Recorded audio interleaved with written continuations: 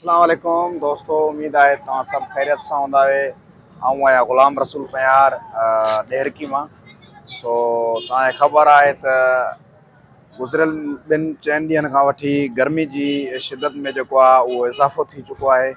सो इन खे मद्देनज़र रखंदे सुभाणे खां वठी असां जेको आहे थधे ऐं मिठे पाणी जे स्टाइल लॻाइण जो जेको आहे फ़ैसिलो कयो आहे। इंशाअल्लाह अल्लाह जे फज़ल करम सां सुभाणे जेको आहे या ख़ल्क़ ख़िदमत जे हवाले सां जेको आहे डेहरकी जे मेन चौक ते जेको आहे थधे ऐं मिठे पाणी जो स्टॉल जेको लॻायो वेंदो फ़ीसबिल्लाह फ्री हूंदो बिल्कुलु।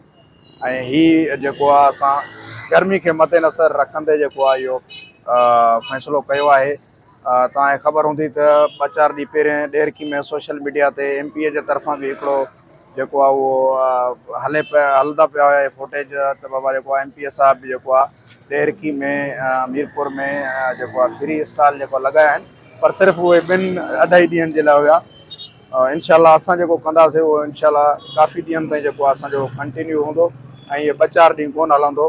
असां ग़रीब ज़रूरु आहियूं लेकिन ख़ल्क़ ख़िदमत जो जज़्बो रखूं था। तमामु दोस्त वीडियो खे वधि खां वधि शेयर कयो ऐं इंशाअल्लाह ताला सुभाणे जेको फ्री स्टॉल लॻंदो उन जा बि वीडियोज़ क्लिप जेका आहिनि उहे अव्हां ताईं ज़रूरु पहुचाईंदासीं। वॾी महिरबानी। ईंदड़ वीडियो ताईं ॾींदा इजाज़त। अल्लाह निगहबान।